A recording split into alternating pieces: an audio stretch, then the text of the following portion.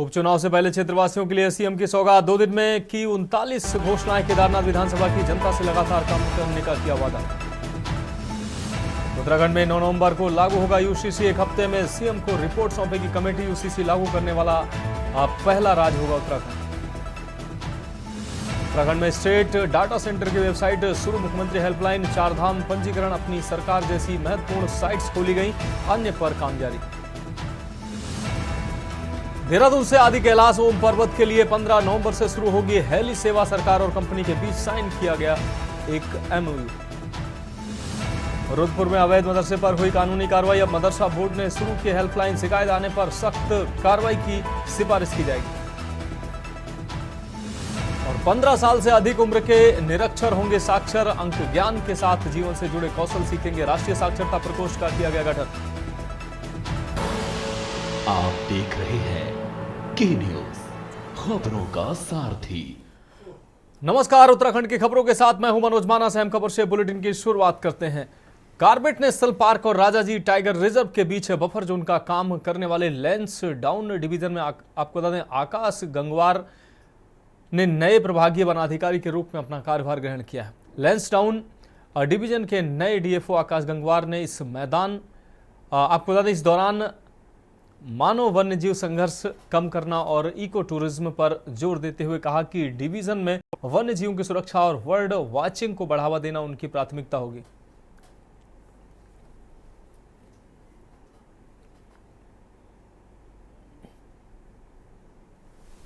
जैसे आपने बताया है, मैंने एक हफ्ते पहले यहाँ लैंसडाउन फॉरेस्ट डिवीज़न का चार्ज संभाला है। ये मेरी पहली पोस्टिंग है और इसमें मेरी जो प्राथमिकताएं रहेंगी, पहला तो है कि मानव वन्यजीव संघर्ष जो है हमारे डिवीज़न में उसको न्यून करना। उसके लिए हम पेट्रोलिंग बढ़ाएंगे और जो भी चीज़ें हो सकेंगे उसको करने का प्रयास करेंगे। दूसरा मेरी प्राथमिकता रहेगी कि सस्टेनेबल इको टूरिज़्म, बर्डिंग ट्रेल, ये सब डेवलप करना। अगली खबर रुड़की से है, जहां रामनगर में अतिक्रमण हटाने गई नगर निगम टीम को व्यापारियों का विरोध झेलना पड़ा, जिस कारण टीम को बिना अतिक्रमण हटाए वापस लौटना पड़ा। रुड़की ज्वाइंट मजिस्ट्रेट आशीष मिश्रा के नेतृत्व में SNA SK गुप्ता के साथ रुड़की के रामनगर में अतिक्रमण हटवाने के लिए पहुंचे थे, जहां पर व्यापारियों ने अतिक्रमण हटाने गई टीम पर जमकर विरोध करते हुए व्यापारी लोग विरोध प्रदर्शन करते हुए जेसीबी के सामने आकर बैठ गए। सूचना पर पार्षद बेबी खन्ना भी पहुंच गई और उन्होंने भी टीम का जमकर विरोध किया।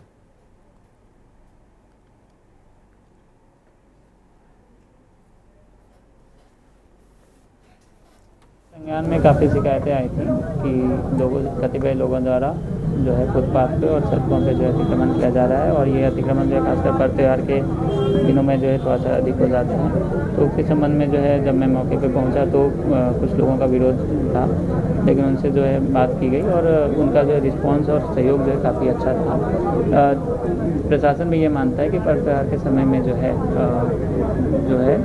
बिक्री जो है थोड़ी सी ज़्यादा होती है और कुछ छोटे छोटे जो व्यापारी हैं उनके द्वारा कुछ ठेलियाँ लगाई जाती हैं और उनके जो जनप्रतिनिधि थे, जो पार्षद थे और व्यापार मंडल के जो भी अध्यक्ष थे, तो उन्होंने भी अपनी समस्याएं बताई हैं कि छोटे छोटे व्यापारी जो हैं उनके एक ही सीज़न आता है पर्व त्योहार के टाइम में, जब उनका थोड़ा सा आमदनी होती है। तो इन सभी बिंदुओं को ध्यान में रख के जो है दो तीन फैसले लिए गए। देखिए, अतिक्रमण ये सारे अस्थायी हैं और अतिक्रमण के विरुद्ध एक चूँकि त्यौहार आ रहे हैं, आम जनमानस को परेशानी न हो इसके वजह से देख करके हम लोग सोचे कि एक एक मोहल्ले पकड़ते हैं।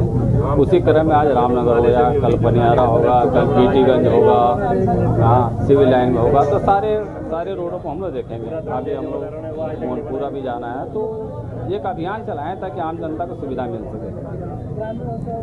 इसमें धरना हमारा आज भी, अगर 1 साल में 10 साल में जब तक हम हैं, अगर व्यापारियों का शोषण होगा ना, हम हर टाइम ये धरना ही करेंगे। अगर 1 साल भी धरना करना पड़ा, मुझसे भी नहीं हटने के।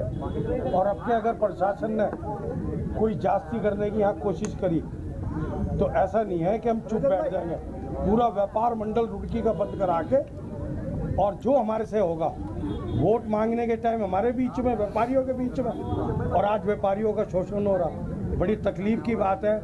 एक हिंदुओं का इतना सच्चा त्यौहार है, नवरात्रों का टाइम चल रहा, दशहरा आ रहा, दिवाली आ रही, अगर इन लोगों ने कुछ सामान खरीद रखा और ये बेच रहे हैं, उसमें कोई इन्होंने कोठियाँ बना ली क्या सड़क के ऊपर? अगर टेंट लगा रखा हो, सामान बिक रहा, क्या अतिक्रमण है वो मुझे समझ में नहीं आई ये बात। जहाँ अतिक्रमण है, जहाँ नाले 24 फुट 42 फुट 36 फुट के नाले और 3-3 फुट के कर दिए SDM साहब को, वो तो दिख नहीं रहे। बढ़ेंगे अगली खबर की ओर। नैनीताल सर्वजनीन आपको बता दें, सर्वजननी मां दुर्गा पूजा कमेटी की ओर से दुर्गा पूजा महोत्सव नैना देवी मंदिर परिसर से कलश यात्रा के साथ रंगारंग कार्यक्रम के साथ शुरुआत हुई। आज शाम मां नैना देवी मंदिर परिसर में मां दुर्गा, कार्तिकेय, गणेश, मां लक्ष्मी की मूर्तियों की प्राण प्रतिष्ठा के बाद मूर्तियों को श्रद्धालुओं के द्वारा खोल दिया जाएगा। महिलाओं की कलश यात्रा और स्कूली बच्चों की झांकियों के साथ शोभा यात्रा निकाली गई। सांस्कृतिक झांकी में कुमाऊनी व बंगाली संस्कृति का मिलन देखने को मिला।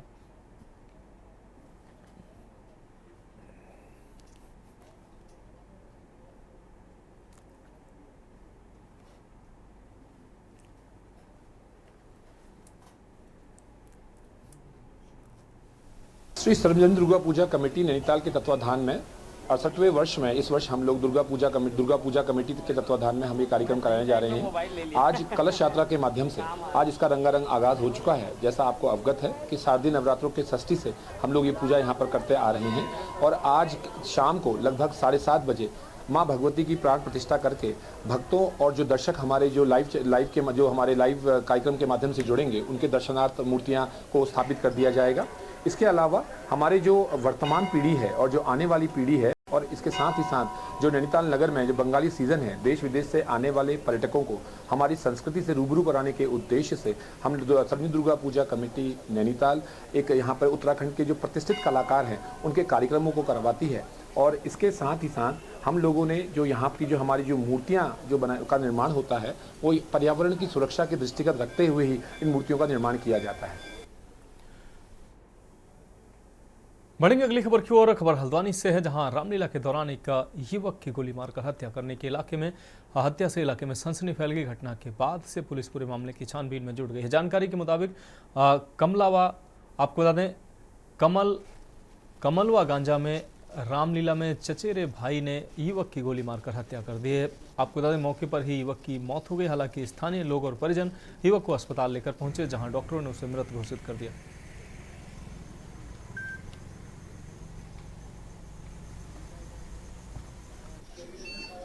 देखिए, आज रामलीला का एक कार्यक्रम चला था, उसमें एक व्यक्ति द्वारा दूसरे पर गोली चलाई गई। तो उसमें जो घायल है उसको हॉस्पिटल भेजा गया, लेकिन हॉस्पिटल में उसकी डेथ हो गई। तो बाकी पुलिस जो है वो साक्ष्य संकलन कर रही है और गोली मारने वाले भी उसके बारे में तलाश की जा रही है और बाकी लोगों से पूछताछ की जा रही है कि गोली चलाने वाला कौन है। जल्दी जो भी गोली चलाने वाला है उसको गिरफ्तार करेंगे। सर, कुछ जमीनी बात बताया जा रहा है। देखिए, उस संदर्भ में अभी कोई चीज़ खुल के नहीं आई है, लेकिन जांच में अगर आगे कोई तथ्य आता है तो उससे पता लगता है कि किस आधार पर क्यों मोटिव से गोली मारी है। एक व्यक्ति की गोली मारकर हत्या की गई है। मृतक का नाम अमरीश नैनवाल है और जो हमलावर था वो भी इसका रिलेटिव ही है। दिनेश नैनवाल नाम बताया जा रहा है जिसका। और पुलिस चप्पे चप्पे पर तलाशी कर रही है, बॉर्डर सील कर दिए गए हैं। हमें उम्मीद है हम जल्दी से गिरफ्तार नहीं। ये है नैनवालपुर कमलावा जगह, ज़मीन का विवाद चल रहा है। वो ज़मीन है, वो जिसकी ज़मीन है वो गुजर गई। वो ज़मीन में कब्जा करने के उसमें इन्होंने गोली मारी उमेश नैनवाल को। जो इन्हें गोली मारी वो दिनेश नैनवाल है, ताऊ का लड़का ही। और ये मारी है रामलीला में, कमलावा जगह रामलीला हो चली है वहीं मारी। ये पकड़ में आया अभी नहीं आया, अभी तो भागा है। रिपोर्ट करा दी है, अब बाकी तो खोजबीन यही करेंगे पुलिस वाले, हमने बता। बढ़ेंगे अगली खबर की खबर देहरादून से है, जहां सैनिक कल्याण मंत्री गणेश जोशी ने देहरादून के हाथीबढ़ कला स्थित कैंप कार्यालय में विभागीय अधिकारियों के साथ बैठक ली। इस दौरान उन्होंने जरूरी दिशा निर्देश दिए। बैठक में मंत्री ने विभाग द्वारा संचालित योजनाओं की विस्तार से जानकारी ली। इस दौरान शहीद सम्मान यात्रा के उपरांत शहीद हुए शहीदों की सूची तत्काल उपलब्ध कराने के निर्देश दिए। उन्होंने पूर्व सैनिकों के ब्लॉक प्रतिनिधियों का मानदेय बढ़ोतरी के लिए मुख्यमंत्री पुष्कर सिंह धामी का आभार भी व्यक्त किया। वीरता पदक धारकों को राज्य के परिवहन निगम की बसों में निःशुल्क यात्रा में शहीदों के परिजनों को भी समायोजित किया जाएगा।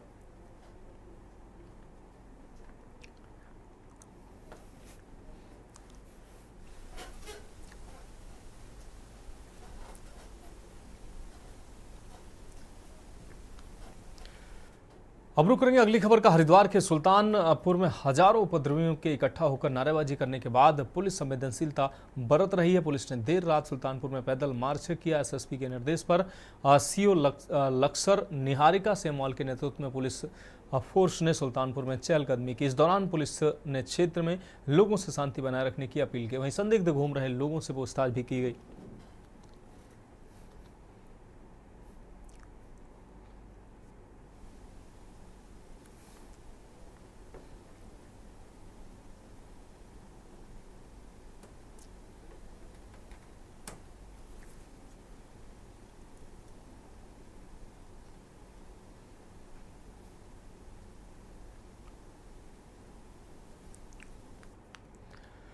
अगली खबर का रुख करेंगे। खबर देहरादून से है, जहां जिलाधिकारी सबिन बंसल ने ऋषिपर्णा सभागार में जनता दरबार लगाया और जनता दरबार में कुल 135 शिकायतें प्राप्त हुई हैं, जिनमें से अधिकांश शिकायतों पर का डीएम ने मौके पर ही निस्तारण किया। अधिकतर शिकायतें भूमि कब्जा, सीमांकन, आपसी विवाद, आपदा से संबंधित आई। जिलाधिकारी ने संबंधित अधिकारियों को शिकायतों और समस्याओं के अतिशीघ्र निस्तारण के निर्देश दिए।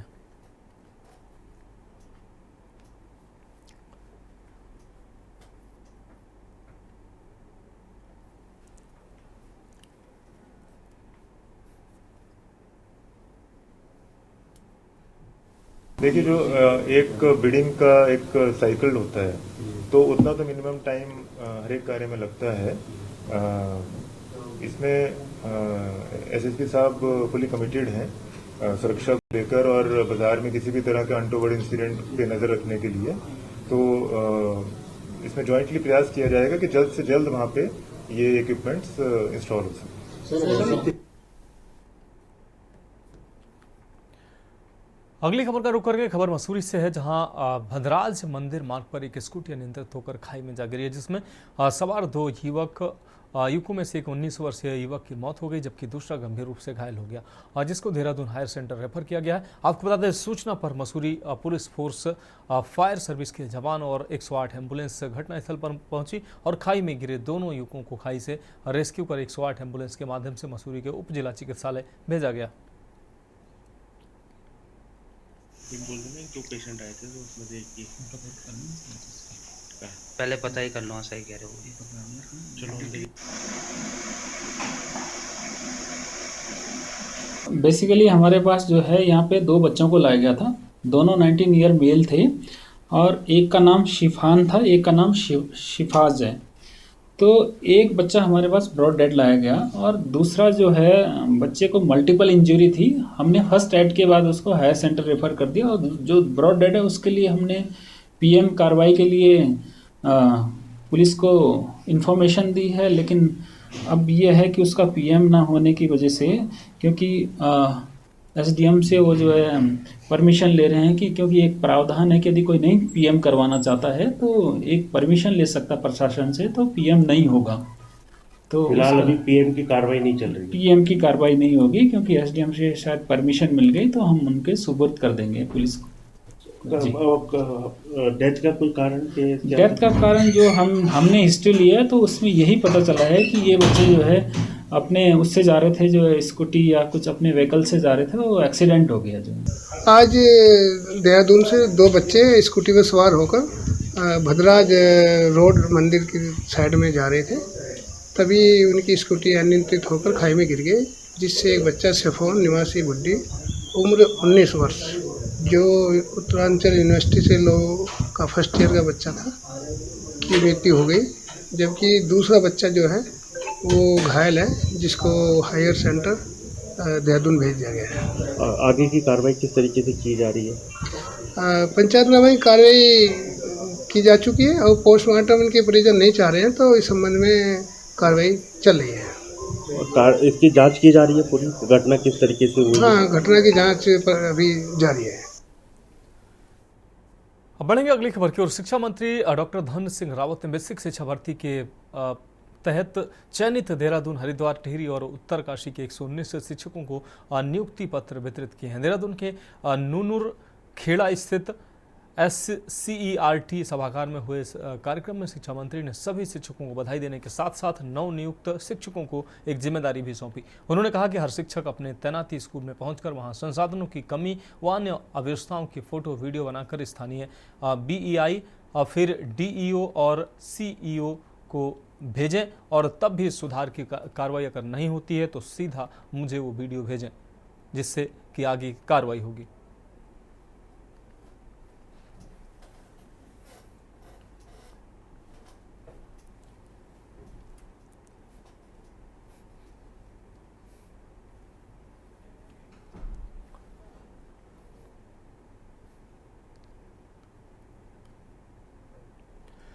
बढ़ेंगे अगली खबर की ओर। देहरादून की राजपुर थाना पुलिस ने 20 लाख रुपए की साइबर ठगी के मामले में 2 अभियुक्तों को गिरफ्तार किया। वहीं गैंग का सरगना रोहन निवासी जबलपुर मध्य प्रदेश फरार है, जिसकी पुलिस तलाश में जुटी हुई है। वहीं SSP अजय सिंह ने मामले का खुलासा करते हुए कहा कि राजपुर निवासी व्यवसायी योगेश कुमार को आरोपियों ने 50 लाख रुपए का लोन दिलाने का झांसा दिया था। लोन के नाम पर उनसे अलग अलग किस्तों में 20 लाख रुपए ठग लिए गए।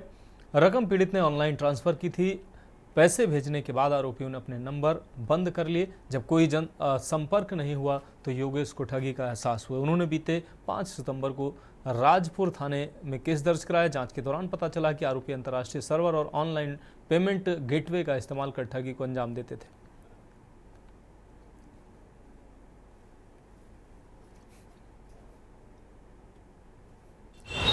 साइबर फ्रॉड का मामला राजपुर में पंजीकृत हुआ था, जिसमें योगेश कुमार जी इनके साथ एक लिंक भेजकर और लॉटरी जीतने का लिंक भेजा गया था और उस पर क्लिक करने के बाद इनको बताया था 50 लाख रुपए का ये लॉटरी जीत गया है और उसमें विभिन्न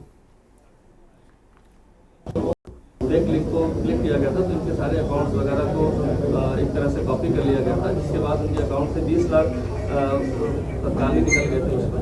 इसके बाद जो हमारी टीम ने इस पर वर्क किया था तो इसमें 2 लोग को इसमें अभी मनी ट्रेल में इसमें अरेस्ट किया, जिनका अमन और ईशान नाम है, जो मुजफ्फरनगर और गाजियाबाद के रहने वाले हैं। और इनके द्वारा बताया गया कि वो एक साइबर फ्रॉड के नेटवर्क में काम करते हैं और इसके आगे भी जो उनके लोग हैं गैंग के, वो उनको ऐसा लिंक बना कर भेजते हैं और वो अपने अकाउंट्स फेक अकाउंट्स खुलवाते हैं। ये तो फिलहाल खबरों में वक्त एक ब्रेक का, जल्द हाजिर होंगे। ब्रेक के बाद एक बार फिर से उत्तराखंड की खबरों में आपका स्वागत है। इस बीच अहम खबर सामने आ रही है। इस वक्त की अहम खबर सामने आ रही है दिल्ली से। जम्मू कश्मीर में आम आदमी पार्टी का खाता खुला है। इस वक्त की बड़ी और अहम खबर। तो आम आदमी पार्टी का जम्मू कश्मीर के चुनाव में खाता खुला। JNK की विधानसभा चुनाव में डोडा सीट आम आदमी पार्टी ने जीती है। आप कैंडिडेट महराज मलिक ने जीती है डोडा सीट। महराज मलिक ने बीजेपी को डोडा सीट पर हराया है। इस वक्त की बड़ी और अहम खबर आपको दिखा रहे हैं। JNK के विधानसभा चुनाव में डोडा सीट आम आदमी पार्टी ने जीती है। तो आम आदमी पार्टी का एक और राज्य में खाता खुला है। आप कैंडिडेट महराज मलिक ने जीती है डोडा सीट। महराज मलिक ने बीजेपी को डोडा सीट पर हराया है। महराज 4000 वोटों से बीजेपी कैंडिडेट को महराज ने हराया है। तो दिल्ली से इस वक्त की अहम खबर। जम्मू कश्मीर में आपका खाता खुला है। जम्मू कश्मीर के विधानसभा चुनाव में डोडा सीट पर आम आदमी पार्टी ने परचम लहराया है। आप कैंडिडेट महराज मलिक ने डोडा सीट पर कामयाबी हासिल की है। भारतीय जनता पार्टी के प्रत्याशी को 4000 वोटों से हराया है। महराज मलिक ने बीजेपी प्रत्याशी को डोडा सीट से हराया है। जम्मू कश्मीर के विधानसभा चुनाव में आपका खाता खुला है। विशेष संवाददाता अखिलेश सिंह ज्यादा जानकारी के लिए हमारे साथ दिल्ली से जुड़ चुके हैं। अखिलेश जी, आप जम्मू कश्मीर के चुनाव में आम आदमी पार्टी का खाता खुला है। एक और राज्य में आम आदमी पार्टी ने अपना खाता खोला है। जम्मू कश्मीर के विधानसभा चुनाव में नेशनल कॉन्फ्रेंस और कांग्रेस की सरकार रुझानों में भले ही बनती दिख रही है और आंकड़े भी उनके पक्ष में दिखाई दे रहे हों, लेकिन आम आदमी पार्टी को जम्मू कश्मीर के विधानसभा चुनाव में एक बड़ी सफलता मिलती दिख रही है।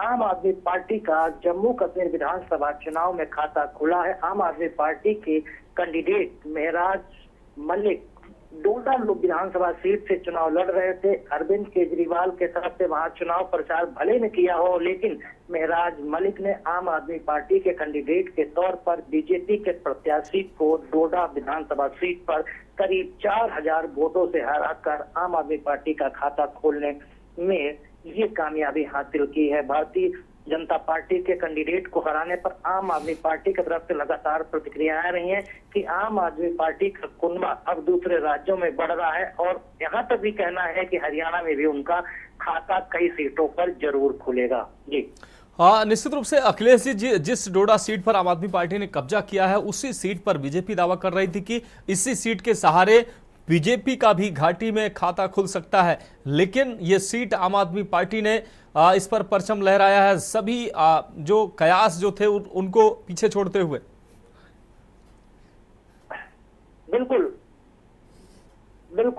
जम्मू कश्मीर की विधानसभा सीट में अगर देखा जाए तो डोडा सीट बेहद अहम मानी जा रही थी और यहाँ पर बीजेपी के सुनील शर्मा ये सीट पर चुनाव लड़ रहे थे, लेकिन आम आदमी पार्टी के तरफ से महराज मलिक जिस उलटफेर के साथ वहां पर चुनावी समीकरण सेट किया और आम आदमी पार्टी का खाता खोलने और ये सीट आम आदमी पार्टी के खाते में डालने का जो महराज मलिक ने कारनामा कर दिखाया, इससे आम आदमी पार्टी के अंदर खुशी की लहर है। वहीं भारतीय जनता पार्टी को एक बड़े झटके के तौर पर देखा जा सकता है। हालांकि वहां पर कांग्रेस और नेशनल कॉन्फ्रेंस चुनावी आंकड़ों में सरकार बनाती जरूर दिख रही है। निश्चित रूप से अखिलेश जी, नेशनल कॉन्फ्रेंस और कांग्रेस को स्पष्ट बहुमत तो जरूर मिलता दिखाई दे रहा है, लेकिन जहां आम आदमी पार्टी जम्मू कश्मीर जैसे राज्य में खाता खोलती है, वहीं कोर पार्टी की अगर बात करें, महबूबा की पार्टी की अगर पीडीपी की अगर बात करें तो पीडीपी को वहां गेम चेंजर बताया जा रहा था, लेकिन पीडीपी आंकड़ों में कहीं दिखी ही नहीं। जम्मू कश्मीर के विधानसभा चुनाव में बाकी सीटों का माहौल तो बताएंगे, लेकिन अगर हम डोडा सीट की ही बात करें तो यहाँ पीडीपी की तरफ से मंसूर अहमद भट्ट को चुनावी मैदान में उतारा था और उनकी जमानत जब्त होती नजर आई। वहीं कांग्रेस की तरफ से डोडा सीट शेख रियाज को टिकट दिया था। नेशनल कॉन्फ्रेंस से खालिद नजीर खुर्शीदी पर भरोसा जताया था और गुलाम नबी आजिद की पार्टी की तरफ से अब्दुल माजिबानी इस चुनाव सीट पर थे, लेकिन आम आदमी पार्टी के महराज मलिक ने इन सभी को फटकनी देते हुए सीट आम आदमी पार्टी के खाते में डाली है। इसके अलावा आपको बता दें कि पूरे विधानसभा चुनाव जम्मू कश्मीर की बात की जाए तो कभी पीडीपी 40-45 सीटें जीत और 30-35 के साथ अपनी सरकार बनाती है, भारतीय जनता पार्टी के समर्थन से वहां सरकार भी चलाती है, लेकिन इतना उलटफेर इस विधानसभा चुनाव में होता है कि वहां पर भारतीय जनता पार्टी को उतना नुकसान नहीं होता है जितना कि महबूबा मुफ्ती की पार्टी पीडीपी को होता है। और पीडीपी जो कभी 30-40 सीटें जीतती रही है और जीती हुई और सरकार बनाई है, वो कहीं 4-5 सीटों पर सिमट गई है। इससे अंदाजा लगाया जा सकता है कि भाजपा के साथ गठबंधन करके महबूबा मुफ्ती को सरकार बनाना इस विधानसभा चुनाव में काफी महंगा पड़ा। अब महबूबा मुफ्ती भाजपा के समर्थन से जम्मू कश्मीर की मुख्यमंत्री बनी थी, शायद इसी वजह से जम्मू कश्मीर की जनता उनसे नाराज थी और उसका उन्होंने बदला इस विधानसभा चुनाव में पीडीपी से लिया है और महबूबा मुफ्ती के पार्टी के कैंडिडेटों की एक के बाद एक जमानत जब्त होती नजर आ रही है। निश्चित रूप से अखिलेश जी, इस विशेष जानकारी के लिए आपका बहुत शुक्रिया। तो आपको बता दें कि जम्मू कश्मीर की विधानसभा चुनाव में आम आदमी पार्टी का खाता खुला है। एक और राज्य में आम आदमी पार्टी ने खाता खोला है। राष्ट्रीय पार्टी का दर्जा आम आदमी पार्टी को पहले ही मिल चुका है और अब जम्मू कश्मीर के विधानसभा चुनाव में भी आम आदमी पार्टी ने खाता खोला है। तो इस प्रकार से आम आदमी पार्टी के लिए ये दोहरी खुशी की बात है। फिलहाल खबरों में इतना ही, मुझे दीजिए इजाजत और आप देखते रहिए के न्यूज इंडिया। आप देख रहे हैं के न्यूज, खबरों का सारथी।